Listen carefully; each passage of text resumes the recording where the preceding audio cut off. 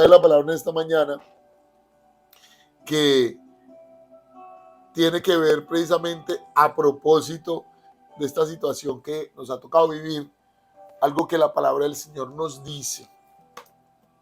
Así que yo voy a leer para ustedes, en el nombre del Padre, del Hijo y del Espíritu Santo, el pasaje bíblico con el que empezamos nuestro servicio. Salmo, capítulo 37, versículo 39, dice así la palabra del Señor. Yo leo para todos los que están en la transmisión, para todos los que van a ver esto en diferido.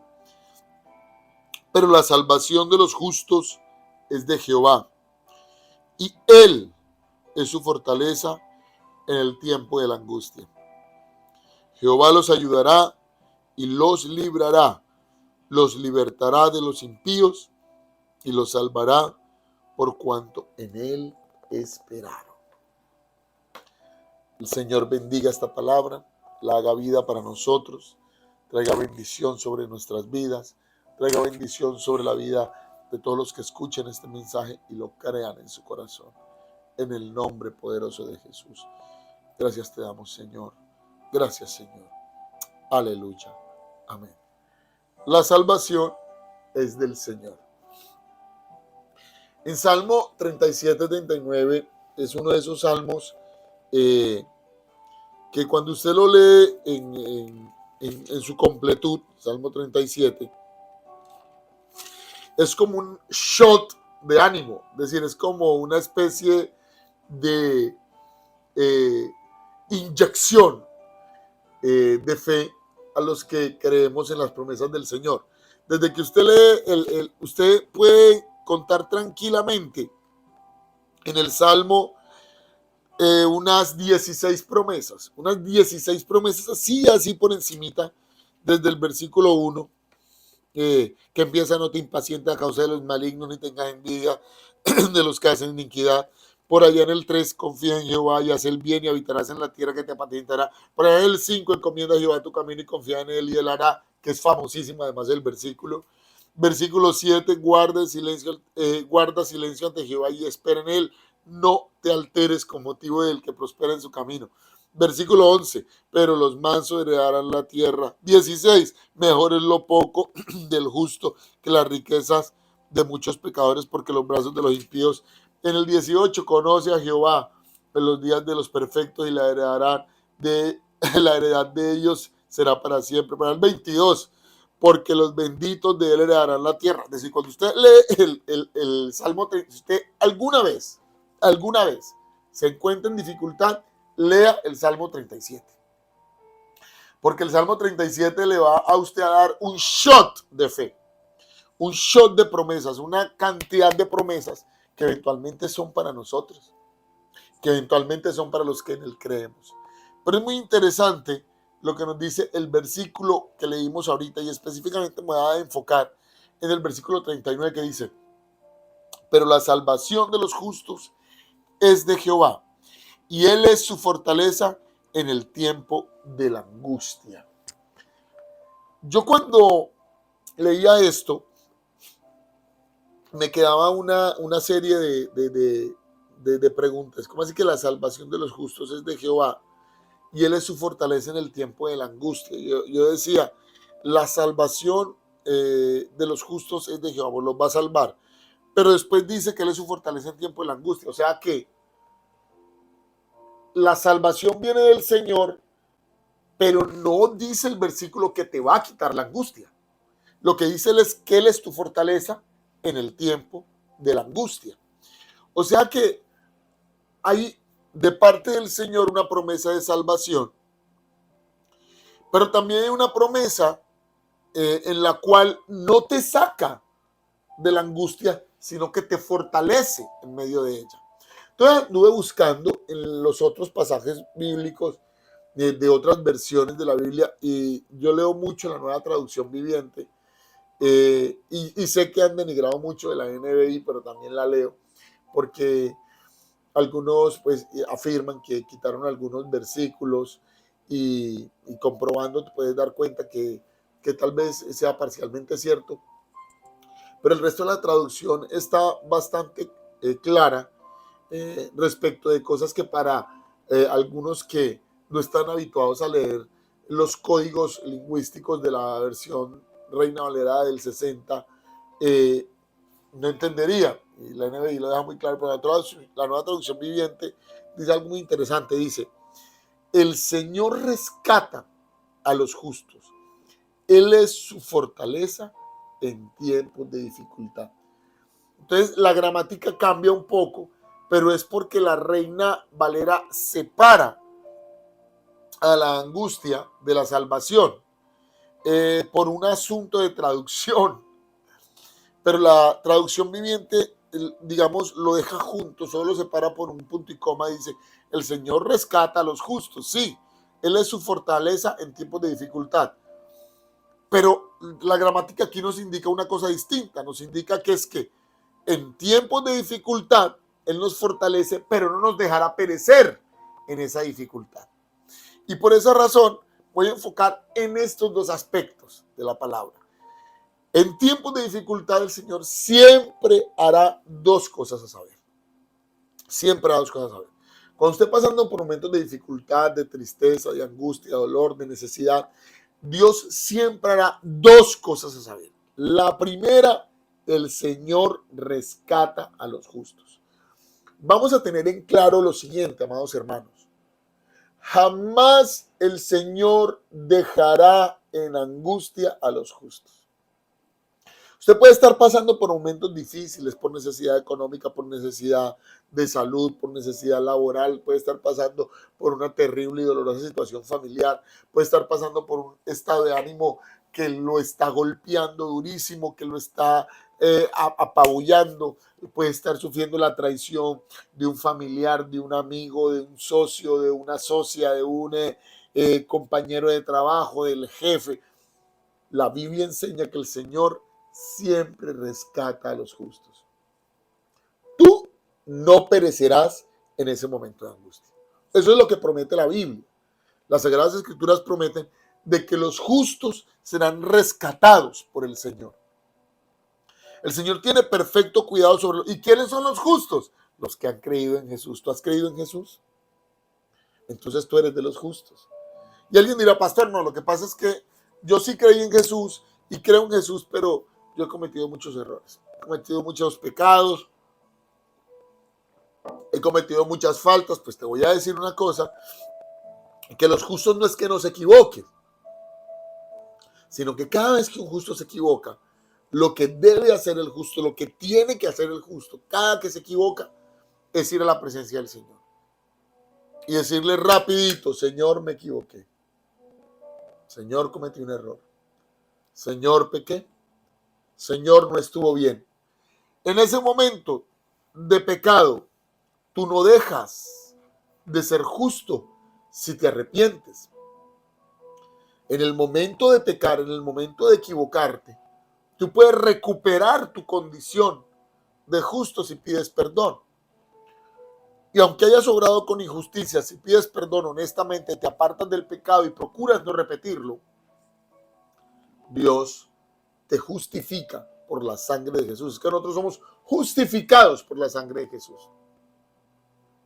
Entonces alguien dirá: no, pastor, lo que pasa es que el problema es que en este punto, y aquí es donde viene el enorme problema, que alguien puede llegar a decir: pastor, lo que pasa es que aquí el injusto he sido yo.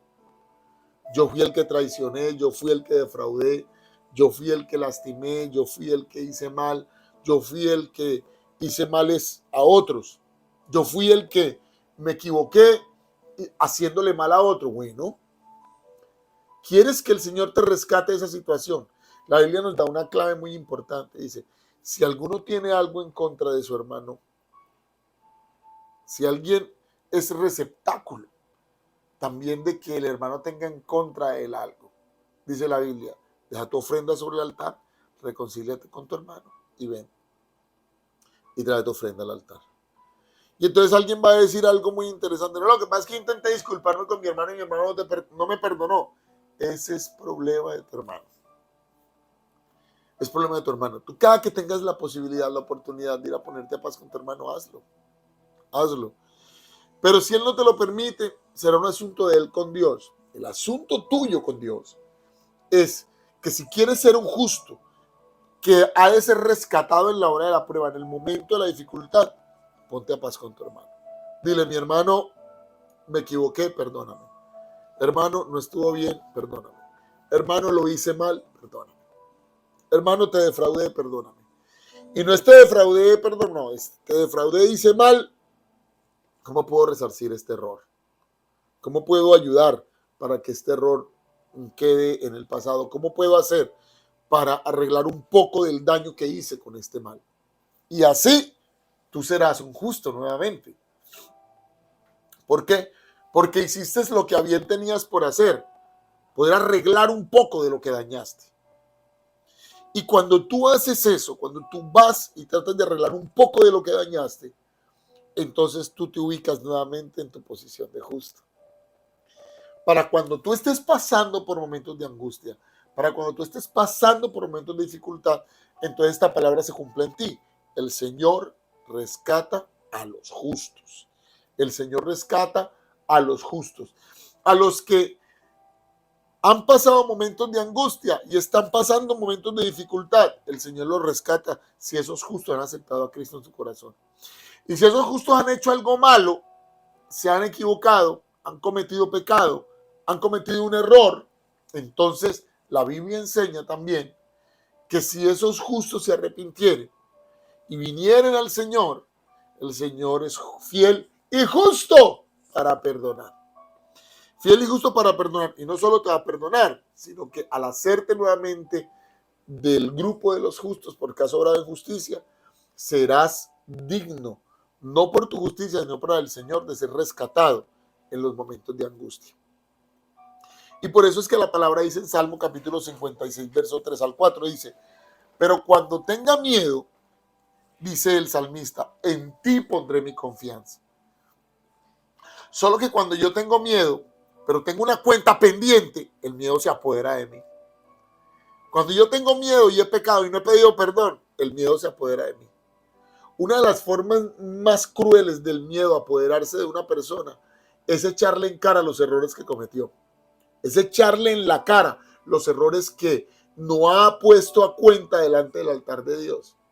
Por eso, para que el miedo y el temor no nos ganen y para que el miedo y el temor no ganen ventaja sobre nosotros, cuando tenga miedo, para poder poner la confianza en el Señor, lo mejor es ponerse a cuentas con Dios. Señor, perdona mis pecados. Señor, perdóname. Señor, perdona mi obrar. Perdona mi manera de actuar. Perdona mi forma de haber hecho esto. Porque cuando tú pides perdón, entonces tu conciencia no le va a permitir al miedo que se apodere de ti. ¿Por qué? Porque ya te has puesto a cuentas con Dios. Pero cuando tenga miedo, dice la Biblia, en ti pondré mi confianza. Alabo a Dios por lo que ha prometido. Salmo 56, del 3 al 4 dice, alabo a Dios por lo que ha prometido. El Señor nos ha prometido salvación. El Señor nos ha prometido vida. El Señor nos ha prometido protección. Bueno, entonces como el Señor nos ha prometido vida, nos ha prometido protección, y nos ha prometido guardarnos, yo alabo por lo que has prometido. Y sigue diciendo, en Dios confío. ¿Por qué habría de tener miedo? ¿Qué pueden hacerme unos simples mortales?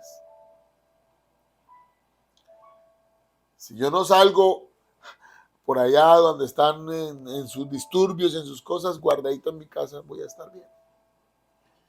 Y no es que no haya que manifestarse, claro que sí, pero de forma pacífica. Expresar lo que yo creo que es mi derecho. Y no tengo por qué tener miedo. Por eso es que Pablo decía, para mí el vivir es Cristo y el morir es ganancia. Él decía, yo vivo y vivo conforme a la ley de Jesús, pero si me muero, pues voy a la presencia de Dios. Lo que pasa es que los cristianos decimos que nosotros no tenemos miedo a la muerte, pero nadie quiere morir. Por eso es que vamos al médico, por eso es que nos vamos a una clínica, porque nadie quiere morir. Pero aún en medio de los momentos de mayor angustia, yo debo, como dice el versículo 4, alabo a Dios por lo que ha prometido. En Dios confío. ¿Por qué habría de tener miedo?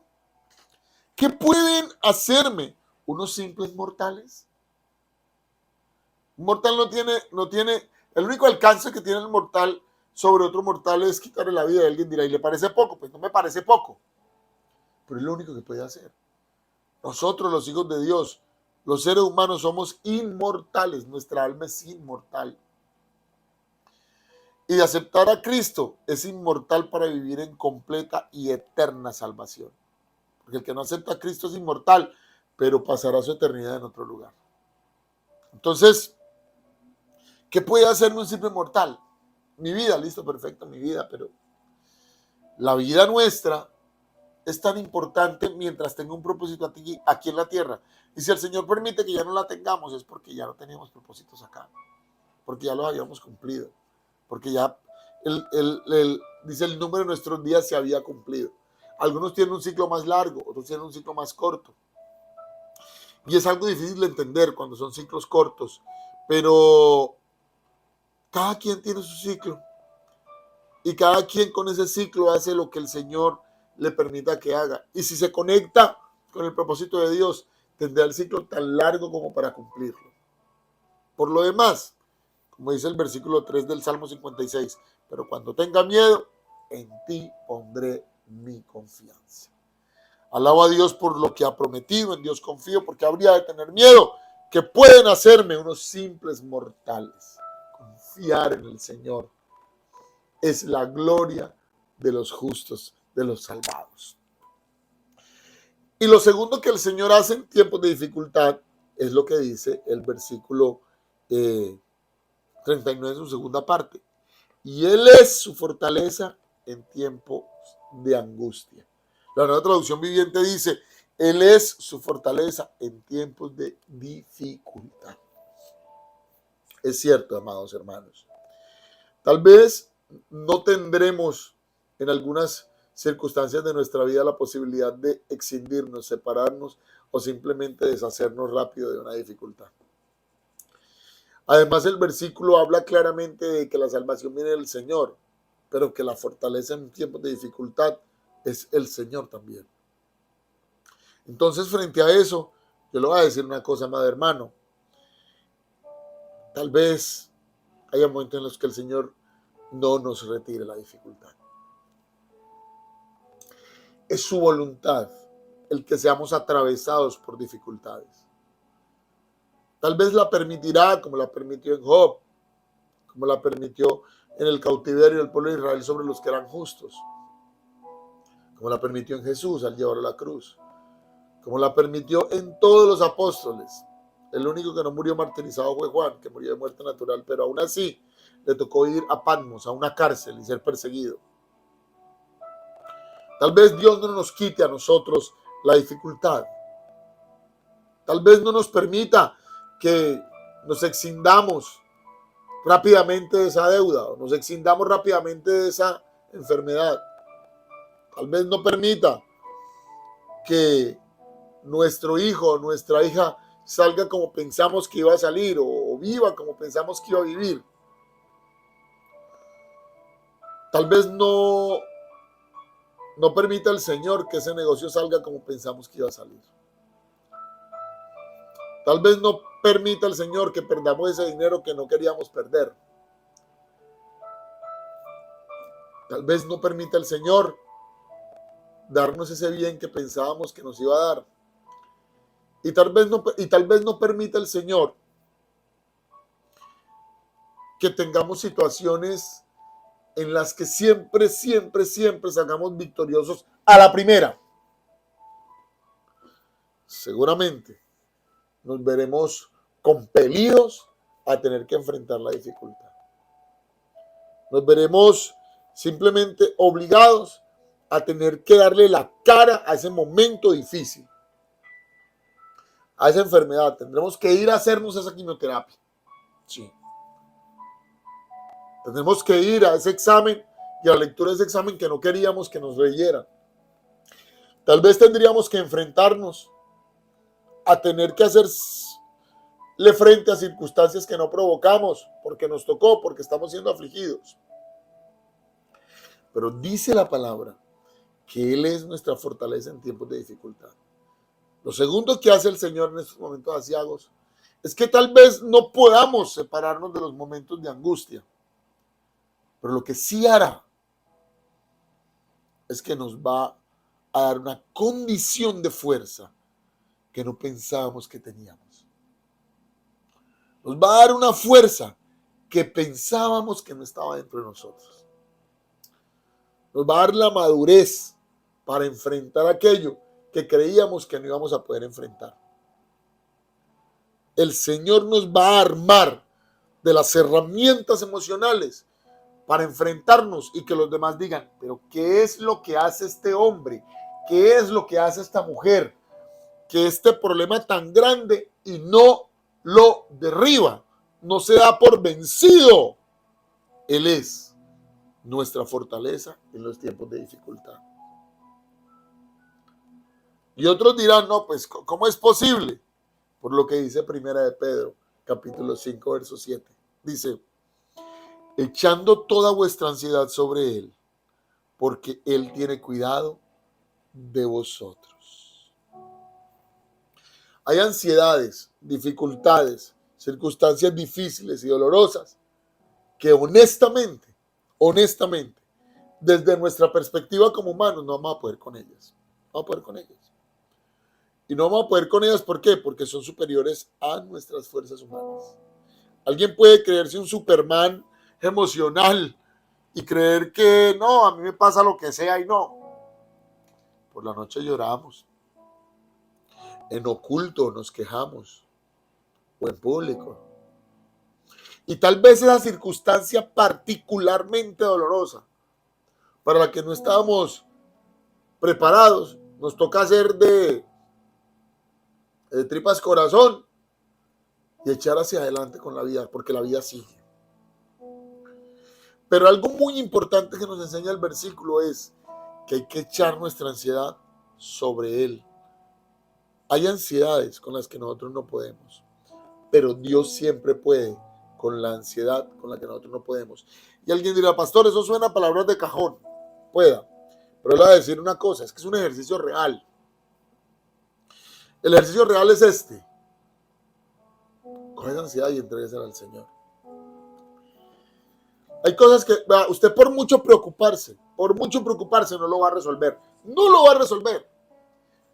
Piense en las circunstancias difíciles que le ha tocado vivir, en ese dinero que no pudo pagar cuando lo debía pagar. Piense en esa enfermedad que no se curó de la manera como se tenía que curar o como usted creería que se debía curar. Piense en ese hijo y en esa hija que se comportaron de forma deleznable y de forma dolorosamente deleznable en su momento. Piense en eso. Piénselo, medítelo. Medite cómo terminó. Después de que pasó un tiempo, tal vez no la pagaste como pensaste, pero la pagaste de otra manera. Tal vez la enfermedad no se curó cuando tú querías que se curara, como tú querías que se sanara, pero se sanó de otra manera. Y se sanó en otro tiempo. Y tal vez tu hijo no empezó a ir a la iglesia como tú querías y ser el predicador o predicadora que tú querías y cantar en la iglesia o ministrar en la iglesia, pero después de un tiempo fue un buen muchacho, una buena muchacha. Después de un tiempo logró coger el camino que no pensaste que iba a coger.